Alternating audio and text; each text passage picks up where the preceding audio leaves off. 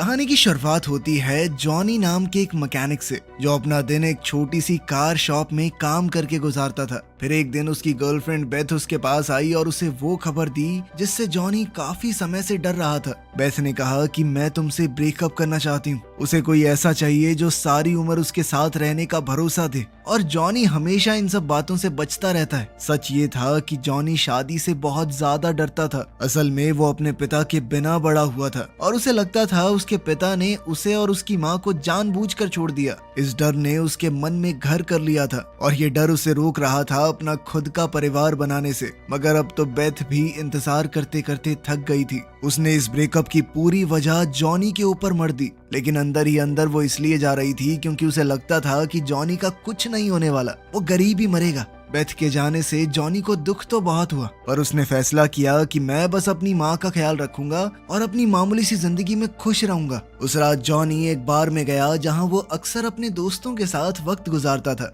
अब वो एक दिल टूटे आशिक की तरह स्टेज पर जोर जोर से गाना गा रहा था। तभी अचानक से एक औरत बार में आई और उसका ध्यान तुरंत जॉनी पर गया। गाना खत्म होने के बाद वो जॉनी के पास आई और उसने अपना नाम प्रूडेंस बताया। प्रूडेंस ने समझाया कि वो इंग्लैंड में ड्यूक ऑफ ग्लासविक की एडवाइजर है। इसके बाद उसने जॉनी को एक प्लेन टिकट दी और कहा कि वो ड्यूक से मिलने जाए। इतना ही नहीं, उसने एक पुराना बर्थ सर्टिफिकेट भी दिखाया जो ये साबित करता था कि जॉनी ड्यूक का असली बेटा है। ये देखकर जॉनी एकदम हक्का बक्का रह गया और उसने वो कागज वापस उसकी तरफ धकेल दिया। जॉनी ने कहा कि मैं उस आदमी से मिलना ही नहीं चाहता जो 30 साल पहले अपने परिवार को यूं छोड़कर चला गया हो। बस यहीं से उसकी कहानी शुरू हुई।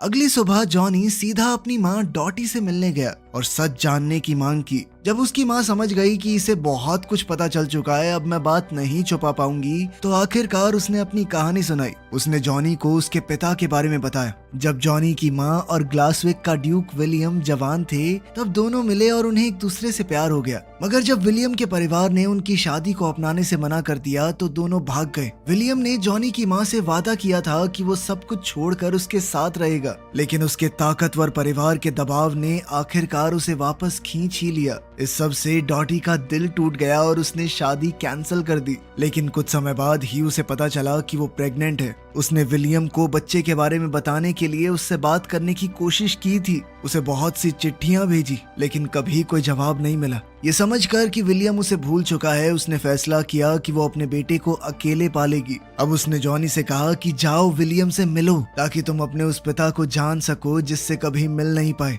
अपनी माँ की बात मानते हुए जॉनी उस शानदार महल तक पहुँच गया जिसे ड्यूक ऑफ ग्लासविक अपना घर कहता था। प्रूडेंस ने वहाँ पर उसका स्वागत किया और उसे कई सारे कमरे दिखाते हुए महल का एक छोटा सा टूर करवाया। कुछ देर बाद वो उसे ड्यूक के स्टडी रूम में ले गई और उसे वहाँ इंतजार करने को कहा। साथ ही ये भी याद दिलाया कि किसी भी चीज को छूना मत। मगर जैसे ही वो बाहर गई, जॉनी ने एक पुरानी फेंसिंग वाली तलवार उठाई और उसके साथ खेलने लगा। थोड़ी ही देर बाद विलियम अंदर आया। बाप बेटे दोनों की शक्ल बहुत ज्यादा मिलती थी। उनका बोलने का अंदाज और आदतें तक एक जैसी लग रही थी। जब जॉनी को एहसास हुआ कि उसके सामने खड़ा आदमी वही बाप है जिससे वो कभी नहीं मिला, तो माहौल थोड़ा सीरियस हो गया। वहीं विलियम को लग रहा था कि जॉनी यहाँ पैसे मांगने आया है, मगर उसे ये नहीं पता था कि प्रूडेंस ने उसे यहाँ पर बुलाया है। ये पैसों वाला इल्जाम सुनकर जॉनी के दिल को बहुत ठेस पहुंची। उसने कहा कि मैं सिर्फ अपने बाप से मिलने आया था, जो मेरी जिंदगी से सालों पहले गायब हो गया था। लेकिन सालों बाद अपने बेटे से मिलने के बाद भी इस ठंडे से बर्ताव को देखकर जॉनी बहुत निराश हुआ और अब तो वो गुस्से से भर चुका था।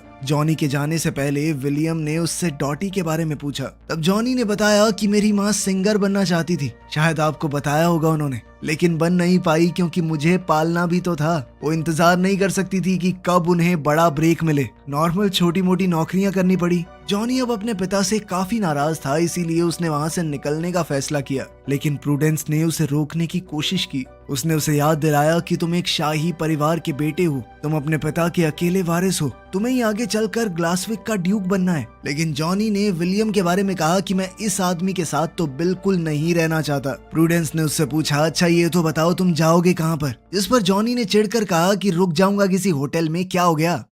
फिर बाहर निकलते वक्त जॉनी की नजर गैराज में खड़ी एक पुरानी गाड़ी पर पड़ी। उसे वो कार काफी पसंद आई, लेकिन उस पर धूल की मोटी परत जम चुकी थी। इसीलिए उसने खिड़की पर जल्दी से छोटा सा मैसेज लिख दिया कि गाड़ी को साफ कर दिया जाए। इसके बाद वो पास के एक बार की तरफ चला गया, जहाँ उसने बार के मालिक के लिए एक पुराना म्यूजिक बॉक्स ठीक कर दिया। उसे घर से निकले ज्यादा देर हुई नहीं थी कि प्रूडेंस उसे ढूंढती हुई वहाँ भी पहुँच गई। उसने जॉनी को बताया कि विलियम चाहता है कि पूरे 1 हफ्ते तुम महल के अंदर ही रुको, लेकिन जॉनी ने मना कर दिया कि मुझे जाना ही नहीं। तो प्रूडेंस ने उसके सामने एक डील रखी। उसने जॉनी से कहा कि चलो डार्ट्स का एक मैच खेलते हैं। अगर मैं जीत गई तो तुम्हें महल में वापस चल के वहीं रुकना पड़ेगा, और अगर तुम जीत गए तो तुम वापस अमेरिका जा सकते हो, और साथ ही तुम जो कहोगे तुम्हारी एक बात मैं जरूर मानूंगी। जॉनी ये सोचकर मान गया कि इस लड़की को तो हरा ही दूंगा, लेकिन प्रूडेंस का निशाना बहुत अच्छा था। वो बहुत आसानी से जीत गई। बाद में पता चला कि वो तो असल में एक प्रोफेशनल प्लेयर है। खैर कुछ भी हो, जॉनी हार गया था तो वो महल में वापस चलने को मान गया।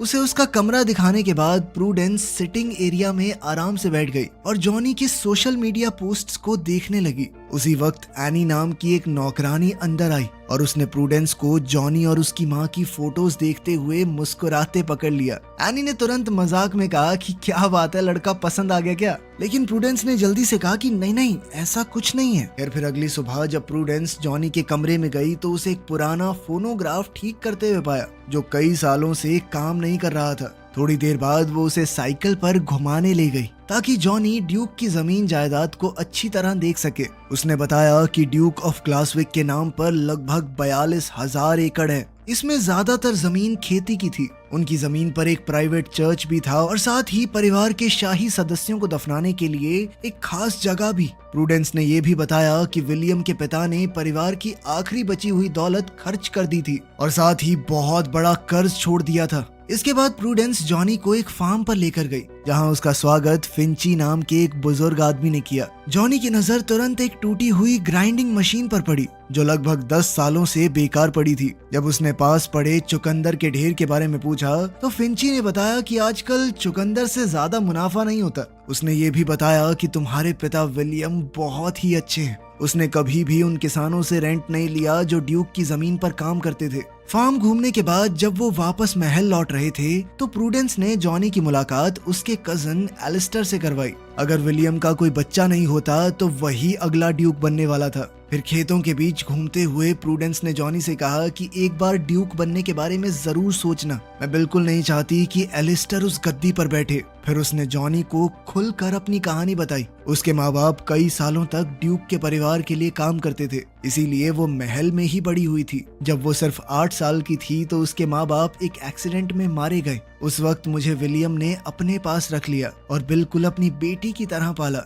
उसे बड़े से बड़े स्कूल में भेजा, जो वो करना चाहती थी करवाया। इसी वजह से प्रूडेंस अपने दिल से विलियम की शुक्रगुजार थी। वो चाहती थी कि अगला ड्यूक कोई ऐसा इंसान बने जो सच में इसके लायक हो, बिल्कुल जॉनी की तरह। अब ज्यादा देर नहीं हुई थी कि महल में खास मेहमान आने शुरू हो गए। उनमें एलिस्टर और उसकी माँ भी शामिल थे और उन दोनों को ही मौका मिलते ही जॉनी को नीचा दिखाने में बहुत मजा आ रहा था। उन्हें लगता था कि जॉनी को शाही रहन सहन के बारे में कुछ भी पता नहीं होगा, क्योंकि वो तो अमेरिका में एक आम इंसान की तरह बड़ा हुआ है। फिर घुड़सवारी के दौरान भी एलिस्टर ने उसे नीचा दिखाने की कोशिश की। उसे पूरा यकीन था कि जॉनी को घोड़ा चलाना आता ही नहीं होगा, लेकिन जॉनी ने घोड़े को बहुत आराम से कंट्रोल कर लिया, जिससे सभी लोग हक्के बक्के रह गए। सिर्फ इतना ही नहीं, उसने एलिस्टर को गिरने से भी बचा लिया। कुछ देर बाद जॉनी किचन में नजर आया, जहां वो चुकंदर का जूस बना रहा था और स्टाफ के कुछ लोगों को दे रहा था। तब एनी ने कहा कि पहले तो मुझे ये फल बिल्कुल पसंद नहीं था, क्योंकि इसका स्वाद थोड़ा कड़वा होता है, लेकिन जॉनी का बनाया हुआ जूस चखने के बाद वो बिल्कुल हैरान रह गई कि ये कितना स्वाद था। जॉनी ने समझाया कि इसके बहुत फायदे भी हैं। तभी प्रूडेंस वहां पर आई और सबको काम पर वापस लगने को कहा। फिर उसने खुद भी जूस को टेस्ट किया और उसे भी बहुत पसंद आया। शाम को जॉनी ड्यूक के महल में होने वाले एक खास डिनर के लिए तैयार हुआ। जब उसने प्रूडेंस को सुंदर सी ड्रेस में देखा तो वो उसकी खूबसूरती देखकर हैरान रह गया। खैर डिनर के दौरान जॉनी को पहले कोर्स में थोड़ी मुश्किल हुई। प्लेट में अजीब सी मछली थी जिसे देखकर उसका मन खराब हो गया। तभी एलिस्टर ने तुरंत इस मौके का फायदा उठाया और उसका मजाक उड़ाने लगा। तुम्हें तो शाही टेबल मैनर्स के बारे में कुछ भी पता नहीं होगा।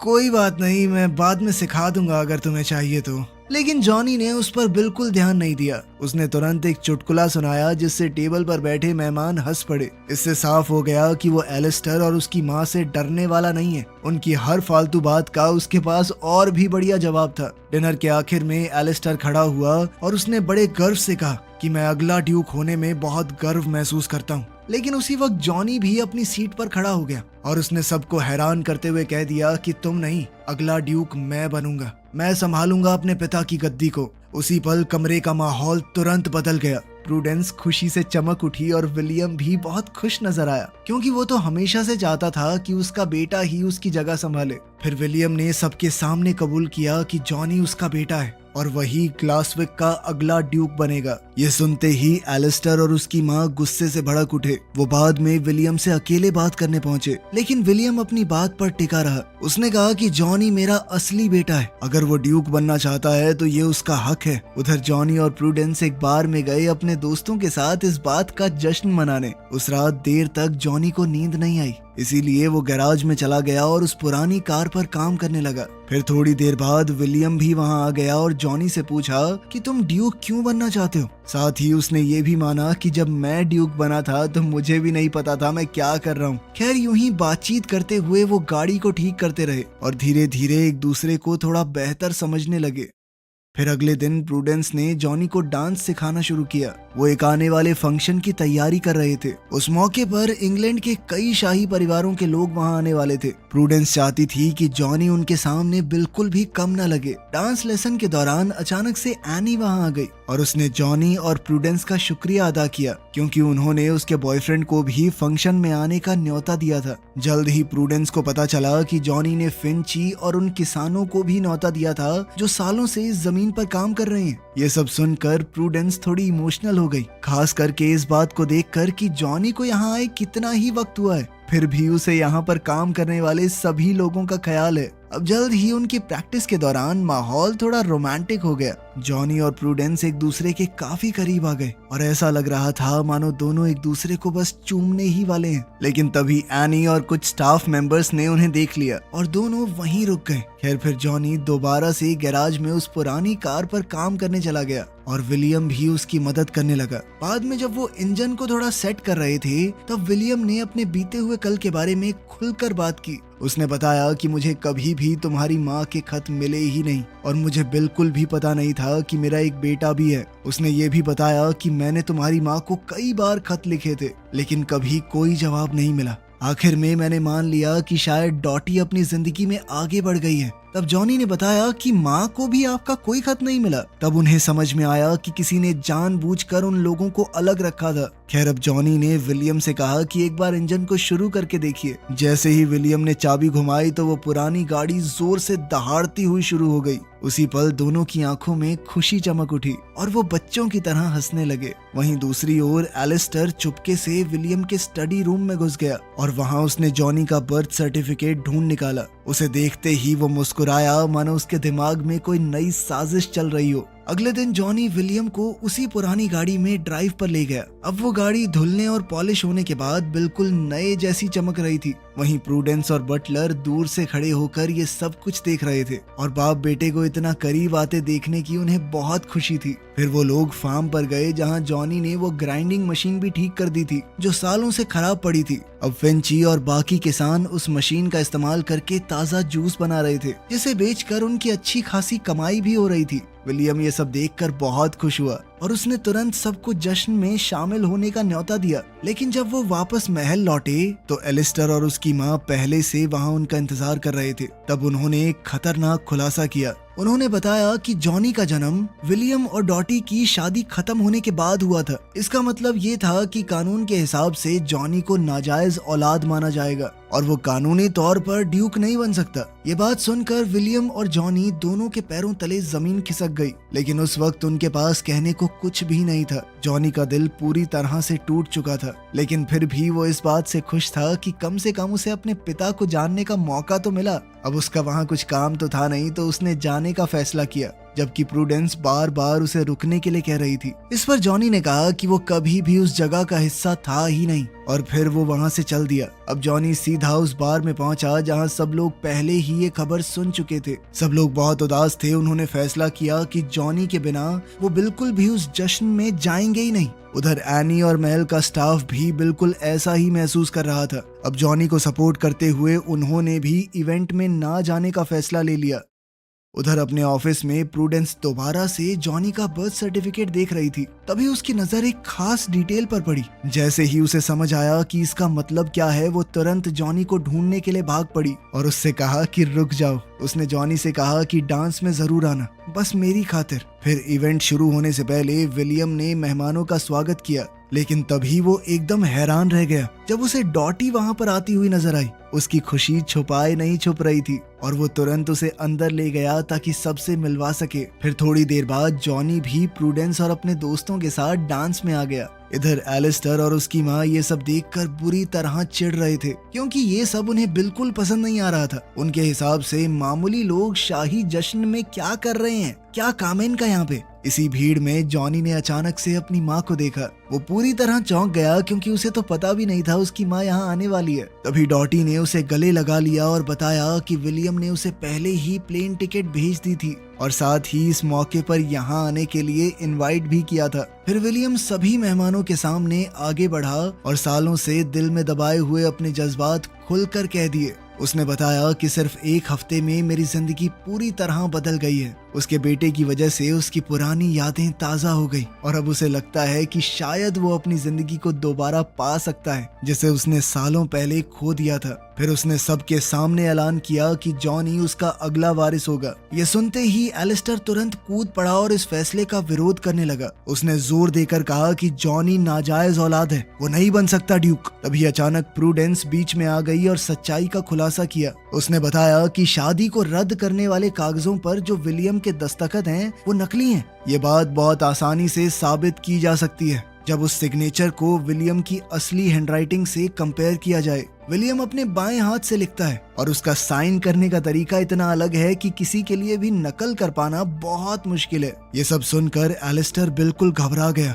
और ऐसे ही कुछ भी बड़बड़ाने लगा कि तो क्या हो गया, साइन तो हो रखा है ना। लेकिन विलियम ने तुरंत भारी आवाज में कहा कि यहाँ से निकल जाओ। फिर कुछ पल बाद जॉनी आगे बढ़ा और अपने पिता को जोर से गले लगा लिया। इसके बाद जॉनी ने अपने आगे के प्लान्स भी बताए। उसने ऐलान किया कि वो इस धरती पर कई पीढ़ियों से रह रहे किसानों के साथ मिलकर एक जूस कंपनी स्टार्ट करना चाहता है। फिर कहानी के आखिर में जॉनी ने प्रूडेंस को डांस के लिए पास बुलाया। उनके आसपास बाकी मेहमान भी डांस में शामिल हुए और पूरे हॉल में खुशी का मंजर दौड़ पड़ा। फिर डांस के बाद जॉनी प्रूडेंस को गार्डन में ले गया। वहाँ उसने अपने दिल की बात कहकर अपने प्यार का इजहार किया। प्रूडेंस ने भी हाँ कहते हुए उसे चूम लिया। तो चलो, अपना हीरो ड्यूक भी बन गया और साथ में हीरोइन भी मिल गई और क्या ही बचा है। मैं और तुम मिलते हैं अगली वीडियो में।